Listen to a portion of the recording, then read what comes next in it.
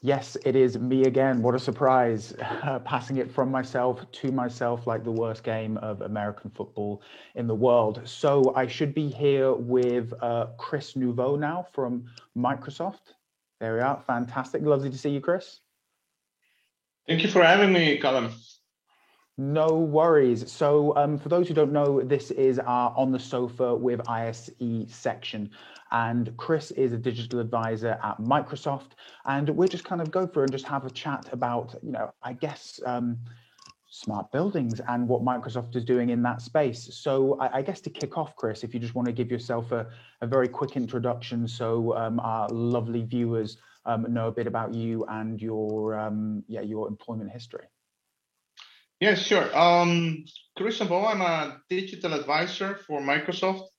That means I'm a consultant and I work close with customers, partners, and our engineering teams in developing um, mostly workplace related concepts, all the way from the envisioning, the design, and the development of those solutions. For the last 6, 7 years, I've been heavily involved in developing smart building concepts. And one of my first projects was I was very lucky to work with one of your panel persons, with Eric Ubels on Deloitte building many years ago. So that was basically what got me hooked into this smart building environment. Perfect. Thank you very much. Yeah, it sounds like you've got a wealth of knowledge for us to tap into and explore.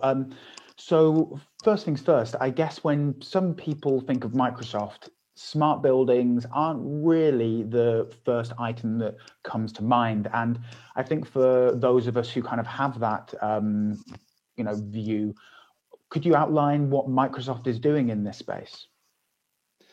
Yeah, let me start by saying that Microsoft is has a massive real estate operation on its own. We have around 6 million square meters of real estate worldwide, and that is not including the data center. So we have a massive operations on real estate and facility management. When it comes to the offering that we have, we've been developing this for quite some time now. So the offering we have is in three pillars. If you look at the technology, this is the integration platforms on three clouds. So the Microsoft 360, Dynamics, and integrated services within Azure Cloud. The other one is that we have been developing, and I've been part of that, developing a consultancy services that draft the program, how to envision, design, and develop services to serve not only employees, but also everyone involved managing real estate at a certain level. And the third pillar, very important, is our partner ecosystem. And we have a lot of partners in the OEM space with IoT devices, HVAC environments, elevators, you name it, a lot of ISV developing solutions that we call the accelerators in the market, all the way up to service companies like CBRE, Johnson Control, and I'm forgetting half of people working with us, and all the way also to companies who are developing buildings, and also working together with architects who are now thinking about what is the building, what is the purpose of that. So three areas. Yeah, and some very free, in-depth, detailed areas, which wouldn't expect anything less from a company of Microsoft scale and imagination. I guess kind of getting down onto some more of the nitty-gritty parts of smart building technology in general. Something that I kind of read about is that really it's kind of, some view it as the combination of two silos, which is operational technology and the more traditional information technology. Is this something you agree with? Is this something that Microsoft agrees with, or is it more or less complex than that? Well, if you start looking at operational technology, and by that, all the systems that already are taking place and going into the build and construction environment, those are growing into a more data-driven environment, more intelligent environment. So I fully support the vision that IT and OT are actually blurring and brought together by this convention. Although that, if you look at the industry, very traditional industry in the building environment, and also all the systems going in there, but we see that companies are also moving towards becoming an ISV. If you look at some of the names that were called out in the past session, Schneider, ThyssenKrupp, those companies are becoming also ISV because they are doing something with the data, they are integrating. So that's one portion of it. I think that the other pillar, the operation technology, the other pillar will be also the services, how companies are basically delivering upon the insights that they are getting. So smart buildings are creating a lot of insights of what's happening at the moment, but also looking at very much ahead, predicting what will happen in the future, in the near future. How do companies act on that? So the facility companies, hard and soft facility management companies are also becoming very digitalized in the way they transform the processes to act upon those insights as well. So basically the three pillars are coming around. Yeah. No, that makes a lot of sense. And I guess on the topic of kind of, pillars becoming digitalized, it'd be impossible for us to kind of have this conversation about smart buildings and not talk about COVID. It's changed the world of work in an incredibly fast way. So when you're talking and when you're discussing and considering smart buildings and the idea of creating these best workspaces, which means that happy staff, low energy consumption, high productivity, how has that changed in the COVID era? Which, is obviously a huge question, but,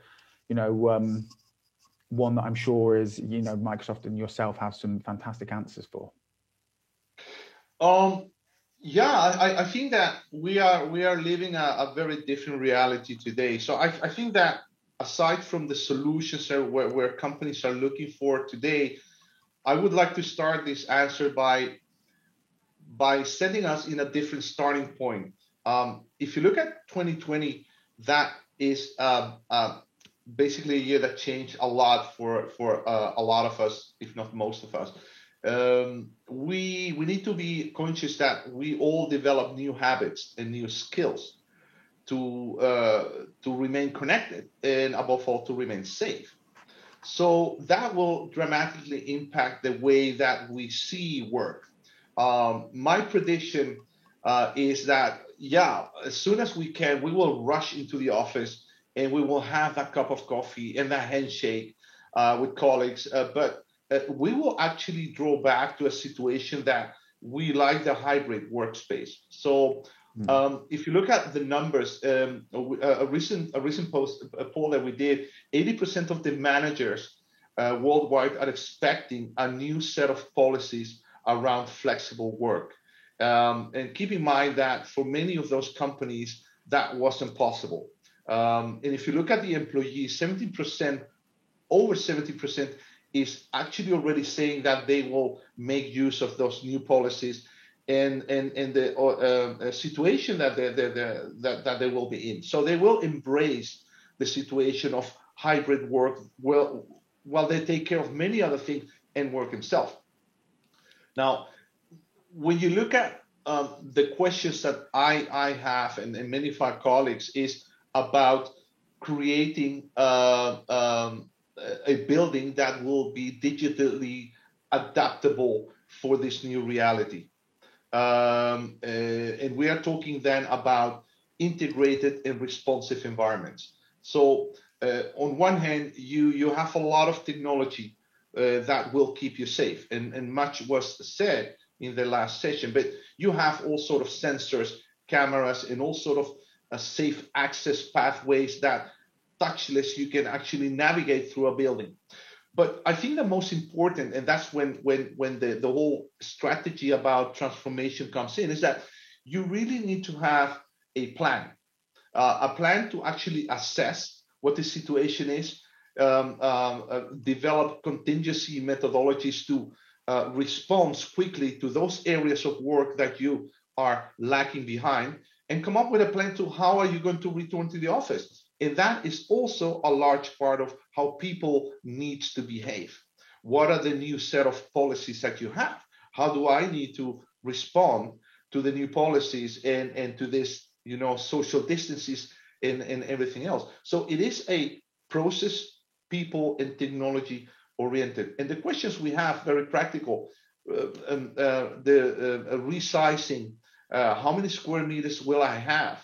Also companies that are, in amidst turbulence, how do I manage costs? How do I do it safely? But how do I create this environment that people are remaining in the same flow that they are now today, productive, engaged, especially engaged? I mean, you need to really create an inclusive environment. Oh, no, that makes perfect sense. And I think, yeah, you kind of hit the nail on the head on multiple issues there. But I think the big thing is at the end of the day with smart buildings is you need to know what you want to achieve. And like you said, have the plan and the ideas set out before you just try and look to technology to solve everything. Yeah. And I think one thing that to mention is that while we were, let's say 2-3 years ago, we were really looking about the built environment and how that could evolve to a digitally responsive environment. I mean, I often quoted that you need to create a dialogue between your physical environment and the person itself. So I can actually ask questions to the environment. Where can I find people? Where can I find services? So that if you evolve that, services will find me. Right? I mean, I know you always work in this area. I know you always use a locker. I know you are partying downstairs, whatever. But also due to this pandemic and the hybrid situation that we're going in, I think that the whole work environment, including your building, will be part of this question. So also looking at the platform that we're using today. I mean, if you look at Microsoft Teams, how that raised in adoption. I mean, at a certain point, we are now having 120 million unique users a day. So I think that hybrid situation, the homework situation, needs to and will be addressed. And we are, as a company, we are coming with a lot of technology that will make sure that people stay connected, even when it's your own choice to work remotely or in a hybrid situation. So we are talking about meetings, learning experiences, conferences like this one, where you can seamlessly have this conversation, chat in a branded way that you feel part of a whole. So if you look at, for example, Ignite, that was announced that Microsoft Viva is coming out. I think that will also evolve. I mean, how you work from home and be attached from your colleagues while being part of the same group. Cool, that's perfect. So, Chris, we have time for, we've only got a minute left. So just have time for like one last quick question. I was just thinking, if you had one bit of smart technology that has the impact to influence and improve most employees' lives, what is that one bit of technology? Today or in the future? Let's go the future because it's quite exciting. Because today it's probably like a fancy video call. Yeah, absolutely. I think that one of the things that we need to watch out for is the whole mixed reality spectrum.